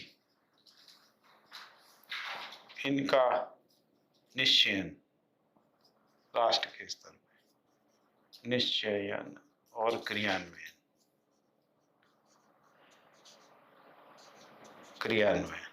और शेष प्रकृति से भागीदारी जो है वो संतुलन, संरक्षण और नियंत्रण, संवर्धन के अर्थ में ऐसा, जिसको अपन सार्वभौम व्यवस्था में भागीदारी कह रहे हैं। तो सार्वभौम व्यवस्था में भागीदारी की पात्रता तभी आती है जब अखंड समाज हो जाए, और अखंड समाज जो है आचार संहिता से विधि नीति के साथ सूत्रित हो जाए। यदि अखंड समाज विधि नीति पूर्वक सूत्रित नहीं होता तो अखंड समाज भी रह नहीं पाएगा, है ना। तो इसलिए विधि नीति का निर्धारण जो है वो यहाँ पर होता है। तो इसीलिए यहाँ से वापस समाज की ओर जाता है, समाज से परिवार की ओर जाता है। जैसे परिवार से समृद्धि समाधान यहाँ आता है, यहाँ से राष्ट्र में, राष्ट्र से अंतर्राष्ट्र में आता है। इसी प्रकार से ये दोनों, तो ये पूरा आवर्तनशील क्रम है ना। जैसे शिक्षा है तो अभिभावक शिक्षा है, फिर प्राथमिक शिक्षा है, फिर माध्यमिक शिक्षा है, फिर हायर सेकेंडरी है, फिर स्नातक शिक्षा है, फिर उच्च शिक्षा है। ये 6 आयाम तक ये हो गई। 7वें आयाम में जो है फिर शोध है, 7वें 8वें आयाम में शोध है। विशेष शिक्षा है, विशेष शिक्षा के लिए शोध है, और फिर 9वें 10वें आयाम तक जो है शोध। तो जो विशेष शिक्षा संस्थान है, विशेष शोध संस्थान है, इस तरीके से 8 आयाम हो गए, है ना। और इसके बाद फिर पूरी प्रकृति के संरक्षण संवर्धन के अर्थ में शोध है ना। मतलब पूरा संतुलन कैसे बना रहे, वैश्विक स्तर पे संतुलन, संरक्षण ये कैसा बना, उसके लिए विशेष प्रावधान है। इस प्रकार से शिक्षा जो है वो अभिभावक शिक्षा से, है ना, अंतर्राष्ट्रीय स्तर तक शिक्षा सूत्रित है। तो इसमें सभी शिक्षा समितियां एक दूसरे से जुड़ी रहती हैं, है ना। दोनों तरीके से जुड़ती हैं, एक वर्टिकल जुड़ती है, एक हॉरिजेंटल जुड़ती है ना। जब परिवार समूह हो गए, परिवार समूह के रूप में ग्राम हो गए, तो ये मतलब इन सब में शिक्षा समितियां रहती हैं। तो वो शिक्षा समितियां आपस में परस्पर पूरकता पूर्वक एक दूसरे की समृद्धि में, संवर्धन में, परिमार्जन में सहयोग करती हैं। और जो ये नहीं कर पाती हैं वो ऊपर से आता है ना। जो ऊपर की सभा है वहाँ से आता है कि शिक्षा में ये करो, जैसा अभी आता है। लेकिन इन सब व्यवस्थाओं को चलाने के लिए समृद्धि कहाँ से आ रही है? वो परिवार से आ रही है। समाधान का जो मूल स्रोत है वो परिवार ही है। तो जो भी कुछ आ रहा है वो परिवार में प्रमाणित हो रहा है। तो हर परिवार नीति विधि के साथ व्यवस्था के अर्थ में ही परिवार है, नहीं तो परिवार नहीं है। हर व्यक्ति जो है वो विधि नीति व्यवस्था के साथ ही व्यक्ति है, नहीं तो व्यक्ति भी नहीं। व्यक्ति व्यक्ति का मतलब है जो व्यक्त हो रहा है ना? तो क्या व्यक्त हो रहा है? सह अस्तित्व व्यक्त हो रहा है ना? तभी वो व्यक्ति है। यदि उसमें सह अस्तित्व व्यक्त नहीं हो रहा तो वो व्यक्ति नहीं है ना? वो अभी व्यक्ति नहीं हुआ क्योंकि उससे उसका आचरण ही व्यक्त नहीं हो रहा है ना? तो अभिव्यक्ति के अर्थ में व्यक्ति है। अभिव्यक्ति किसकी? तो अभिव्यक्ति सह अस्तित्व की, क्योंकि अस्तित्व सह अस्तित्व है। तो सह अस्तित्व को व्यक्त करने वाली इकाई व्यक्ति है। सह अस्तित्व को जीने वाली जो इकाई है वो परिवार है। सह अस्तित्व को जीने वाली जो इकाई है वो परिवार है। सह अस्तित्व में भागीदारी करने वाली इकाई जो है वो समाज है, जिसमें सह अस्तित्व की भागीदारी हो रही है ना। तो इस प्रकार से जब सह अस्तित्व ही अखंड समाज सार्वभौम व्यवस्था तक जो है सूत्रित हो जाता है, उसी को कह रहे हैं कि ये सह अस्तित्व का प्रमाण है मानव परंपरा में, है ना। तभी ज्ञानावस्था का आदमी तृप्त होता है। इसमें राष्ट्र अंतर्राष्ट्रीय स्तर पे दिव्य मानव है, राष्ट्र के स्तर पे देव मानव है, और परिवार समाज के स्तर पे मानव है, मानवीयता जिसको कह रहे हैं। तो मानवीयता जो है समाज के स्तर तक है, यानी 6 सोपान तक मानवीयता है, 7वें 8वें सोपान पे देव मानवीयता है, 9वें 10वें सोपान पे दिव्य मानवीयता है। ऐसा एक है, और इसकी निरंतरता है, ऐसा एक विकल्प है। और इसमें कोई प्रश्न समाज में आके ही व्यवसाय में स्वावलंबन प्रमाणित होता है। यही 6 विभूतियां हैं जिसको बाबा ने कहा, ये 6 विभूति हम आदिकाल से 6 विभूतियों को पाना चाहते हैं, है ना। क्या है? स्वयं में विश्वास, श्रेष्ठता का सम्मान, प्रतिभा व्यक्तित्व में संतुलन, व्यवहार में सामाजिक, और व्यवसाय में स्वावलंबी, है ना। तो जब हम अखंड समाज तक पहुंच जाते हैं यहाँ तक, तो यहाँ पे स्वतंत्रता है। यहाँ पर अखंड समाज हो गया तो हम स्वतंत्र हो गए, हाँ स्वतंत्र हो गए। यहाँ स्वतंत्रता का प्रमाण है। अखंड समाज नहीं बना तो परतंत्रता है ना। और जब यहाँ तक आ गए तो यहाँ स्वराज्य का प्रमाण है।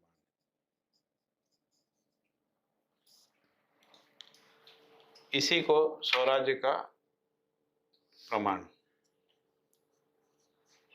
इसी को कह रहे हैं कि ये प्रभु सत्ता है। प्रभु प्रभु सत्ता, प्रभु सत्ता का मतलब सत्ता में संप्रक्त जड़ चैतन्य प्रकृति जो है वो प्रमाणित है। उस आधार पे वो प्रभु सत्ता है। और जब हम स्वतंत्र हो गए यानी अखंड समाज बन गए, उसी को कह रहे हैं संप्रभुता। इसको संप्रभुता कह रहे हैं, संप्रभुता।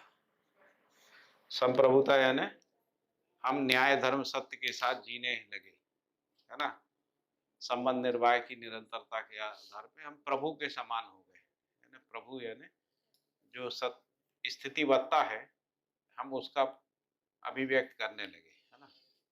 तो वो कह रहे हैं कि वो और यदि परिवार में प्रतिभा व्यक्तित्व का संतुलन हो गए तो प्रबुद्ध हो गए, उसको कह रहे हैं प्रबुद्धता। और यदि हम समझदार हो गए हैं उसको प्रभुता कह रहे हैं, प्रभुता। तो प्रभुता से प्रबुद्धता, प्रबुद्धता से संप्रभुता, संप्रभुता से प्रभु सत्ता, ऐसा लक्ष्य है ना। प्रभुता का मतलब है कि अनुभव ज्ञान और विवेक के रूप में हमको समझ में आ गया तो प्रभुता हो, है ना। यदि वो जीने में प्रमाणित हो गया तो हम प्रबुद्ध हो गए। यदि जीने में प्रमाणित नहीं हुआ तो प्रबुद्धता नहीं है। लोग कहेंगे बोलते हैं इनको आता जाता कुछ नहीं, है ना। ये जीने में प्रमाणित नहीं हुआ तो कहेंगे भाषा बहुत अच्छी बोलते हैं लेकिन इनको आता जाता कुछ नहीं है ना। तो प्रबुद्धता प्रमाणित नहीं होती। प्रबुद्धता का मतलब है जैसा बोलते हैं वैसा जी के प्रमाणित किया है, तभी वो प्रबुद्ध है ना। तो प्रबुद्ध परिवार जब अखंड समाज तक सूत्रित हो जाते हैं तब संप्रभुता का प्रमाण। जैसे संप्रभुता कब है, जैसे परिवार परिवार समूह बन जाए, परिवार समूह ग्राम बन जाए, यानी संप्रभुता आने लगी, संप्रभुता में निष्ठा हो गई। और ये निष्ठा पूरी तरह से प्रमाणित कहाँ होगी, तो जब अखंड समाज यानी 6 सोपान तक सूत्रित हो गए। 6 सोपान तक, 6 सोपान तक कितने लाख परिवार हो जाएंगे? पहले सोपान में परिवार, दूसरे सोपान में परिवार समूह, कितने हो गए? 10 परिवार, फिर 100 परिवार, चौथे में 1000 परिवार, पांचवें में 10,000 परिवार, 1 लाख परिवार, 1 लाख परिवार हो गए। 1000 करोड़ तो 10 में हो गए, 6वें सोपान में 1 लाख परिवार, 10 लाख लोग, फिर 10 लाख परिवार 6वें सोपान तक, 6वें सोपान तक। पहले सोपान में 1 परिवार, दूसरे सोपान में 10 परिवार, तीसरे सोपान में 100 परिवार, ग्राम में 100 परिवार, चौथे सोपान में 1000 परिवार, फिर 10,000 परिवार, 6वें में 1 लाख परिवार, है ना। फिर 7वें में 10 लाख, फिर 1 करोड़, फिर 10 करोड़, फिर 100 करोड़, 1000 करोड़ हो गया। 1000 करोड़ के लिए व्यवस्था है। और सभी जगह निर्णय 10 ही लोगों को लेना है, प्रतिनिधित्व विधि। 1000 लोगों का निर्णय जो है वो 10।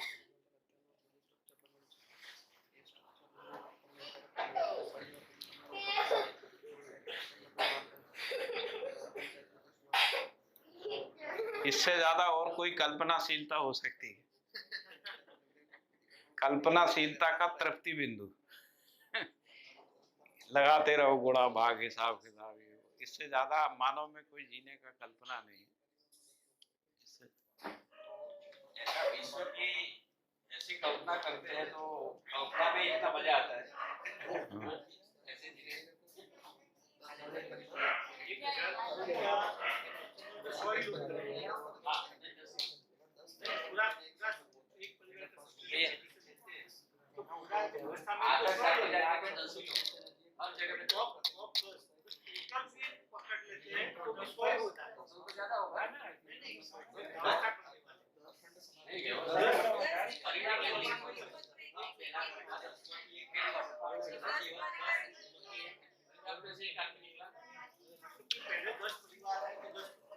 नहीं, उनका कहना समझिए, 10 सोपान तक जो है केवल 100 ही लोग तो हैं, ऐसा क्या? लेकिन देखिए, थोड़ा सा समझिए, ये डिजाइन ऐसा है ना,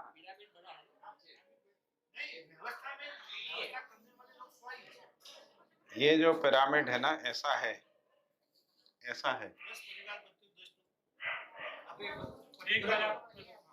तो जैसे 1000 करोड़ है ना, तो यहाँ 100 करोड़ परिवार समूह होंगे, 100 करोड़ परिवार समूह। 1000 करोड़ है ना, 1000 करोड़ नहीं, 1000 करोड़ तो पॉपुलेशन, हाँ पॉपुलेशन है, तो 100 करोड़ परिवार समूह, 100 करोड़ परिवार हुए ना, यानी समूह हुए, ऐसा हुआ। फिर इसके बाद गांव में आएंगे 100 करोड़ से, तो 10 करोड़ गांव है, 1 करोड़ परिवार समूह है, ऐसा है, ऐसा ऊपर तक जाएंगे। तो वो जो आपका जो 100 का गणित है ना, वो ऐसा फैल जाए। इसमें क्या है, तो इसलिए भागीदारी बहुत लोगों की है, व्यवस्था में भागीदारी जो है ना, बहुत सारे लोगों की है। कम से कम 10 करोड़ लोग तो ये हो गए।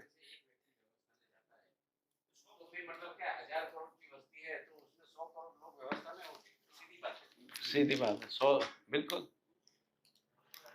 अभी तक कोई भी व्यवस्था में 100 करोड़ लोग भागीदारी करते हैं, इसका कोई प्रमाण नहीं।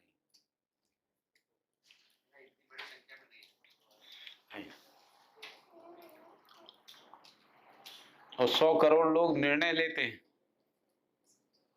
100 करोड़ लोग निर्णय ले रहे हैं, अपना निर्णय, हमको कैसे जीना, तो अभी तक व्यक्तिवादी व्यवस्थाएं रही हैं, कुछ थोड़े से लोग निर्णय ले लेते हैं, बाकी निर्णय लाद दिए जाते हैं। तो इसलिए स्वतंत्रता का अनुभव नहीं है, क्योंकि निर्णय मेरा नहीं।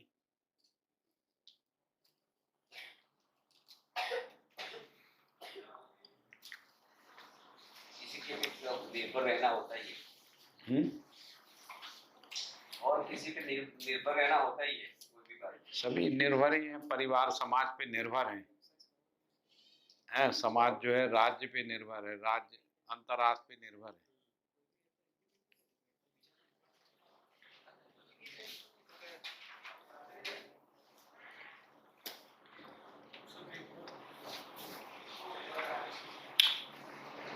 और कोई प्रश्न?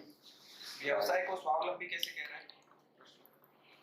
अब व्यवसाय परावलंबी नहीं है, शिक्षा परावलंबी नहीं है, उत्पादन परावलंबी नहीं, विनिमय परावलंबी नहीं, कोई एक्सटर्नल फोर्स नहीं है। हम ही ने निर्णय लिया है, हम ही विनिमय कर रहे हैं, हम ही ने निर्णय लिया, हम ही उत्पादन कर रहे हैं। ऐसा नहीं है राज्य ने निर्णय ले लिया हम उत्पादन करें, या कोई इंटरनेशनल ऑर्गेनाइजेशन निर्णय ले लिया फिर हम, उनकी शर्तों पे हम अभी कर रहे हैं ना, अभी उनकी शर्तों पे कर रहे हैं। हम अपना निर्णय खुद ले रहे हैं, कोई शर्त नहीं हमारे ऊपर, ऊपर से कोई दबाव नहीं, प्रभाव भी नहीं, हमारा अपना निर्णय। यही तो स्वायत्तता और स्वतंत्रता है। स्वायत्त मानव, ये 6 स्वायत्त मानव के लक्षण हैं। इतने से कम में स्वायत्त मानव प्रमाणित नहीं है। और एजुकेशन का आउटकम भी यही है सर। इफेक्टिव होके नक्की करना है कि अभी कौन से इंजीनियर की जरूरत है, कैसी पढ़ना है, वो पढ़ के हमको क्या करना है, वो हमारी जरूरत हम नक्की करेंगे, उस हिसाब से करेंगे। और अच्छा, वो हमारा लोड भी नहीं है। आप सोचिए, मतलब हम व्यक्ति हैं तो बहुत लोड है, तो परिवार की आवश्यकता परिवार तय करेगा, परिवार समूह की आवश्यकता परिवार समूह तय करेगा, गांव की आवश्यकता गांव तय करेगा। हम क्यों करेंगे? हम तो भागीदारी करेंगे। तो ऐसा भी नहीं है कि एक व्यक्ति के सिर पे ही सब कुछ आ गया। अभी मोदी जी कितने थके हुए दिखने लगे, पूरा सब कुछ उन्हीं को तय करना है ना, पूरे धरती का बोझ ले लिया उन्होंने अपने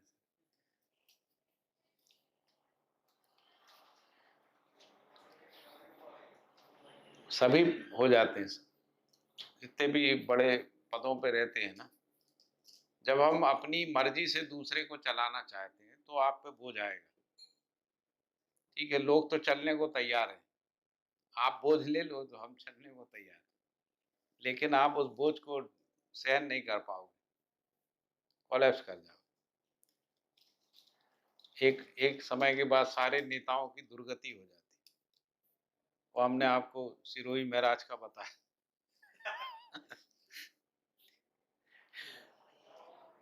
बैठे बैठे फिर रिटायरमेंट के बाद नेता लोग बैठे बैठे यही करते रहते, मोदी को ये करना चाहिए, बुश को ये करना चाहिए, क्लिंटन बहुत बेवकूफ था उसने ये कर दिया।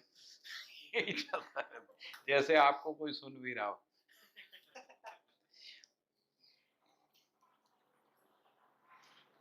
और वही ऐसे ही लोग इकट्ठे हो जाते हैं। आप ठीक कह रहे हो, ऐसे ही होना चाहिए।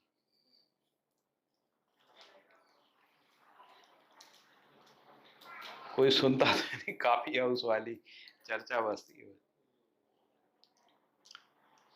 जब इलेक्शन होता है ना तो पत्रकार लोग काफी हाउस में जाना ज्यादा हो जाता है उनका, और वहां बैठ के सारे सरकारें कौन मंत्री बनेगा, सरकार की प्राथमिकता, ये सब पत्रकार लोग काफी हाउस की टेबल पे तय करते हैं।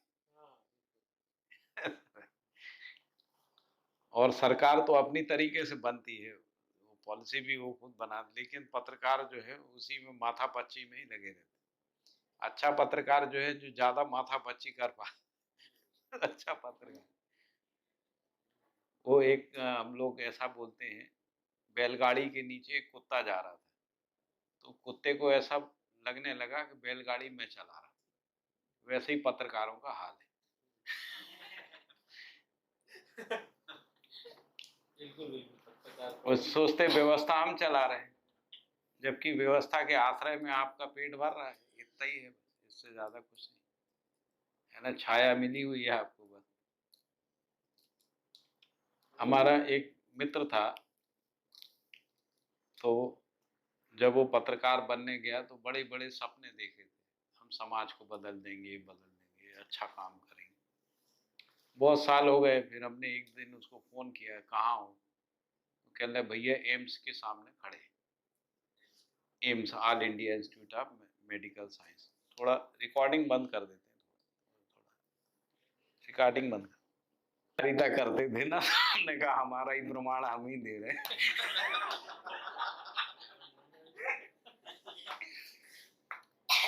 वो जो क्या था, वो मुलायम सिंह के साथ नहीं रहता था, वो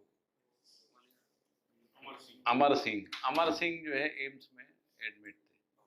अमर सिंह की छवि जो है बड़े दलालों में है, राजनीति के बड़े दलालों में। ये पार्टी छोड़ी, उसको गिराया, उसको बनाया है, बड़े ब्रोकर। तो अमर सिंह अस्पताल में से कब भी ठीक होके कहें चलो प्रेस में कुछ बोलना है, वो बड़ी नेशनल न्यूज बन जाएगी। तो ऐसा वो घटना से उसने इतना बताया कि हम कहाँ पहुंचे। तो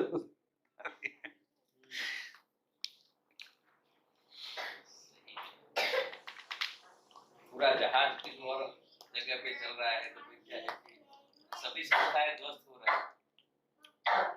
कहीं स्वायत्तता नहीं, ना किसान स्वायत्त है, ना व्यापारी स्वायत्त है, ना अधिकारी स्वायत्त। अधिकारियों का हाल तो बहुत बुरा है, बहुत बुरा है। दिखाते रहे, पुलिस को नहीं देख रहे। अभी आप दिल्ली में देखा, पुलिस को मार रहे हैं लोग, दौड़ा रहे हैं, सब कर रहे हैं, लेकिन पुलिस डंडा नहीं चला सकती, गोली नहीं चला सकती जब तक ऑर्डर नहीं है। तो आपके पास हथियार चलाने की हथियार है, हथियार चलाने की स्वायत्तता ही नहीं। ये दूसरे संदर्भ में स्वायत्तता की बात की, यहाँ पर अपन जो अस्तित्व से स्वायत्तता की बात कर रहे हैं। हाँ, वो स्वायत्तता नहीं है, मतलब अधिकार नहीं है, अधिकार विहीनता है। मतलब स्वतंत्रता स्वराज्य का कोई अनुभव ही नहीं है। भाषा ही भाषा है, बस केवल बोलने तक है, कहीं नहीं है। व्यक्ति, परिवार, समाज, राष्ट्र, अंतरराष्ट्र तक कहीं भी दिखती नहीं है। कहाँ दिख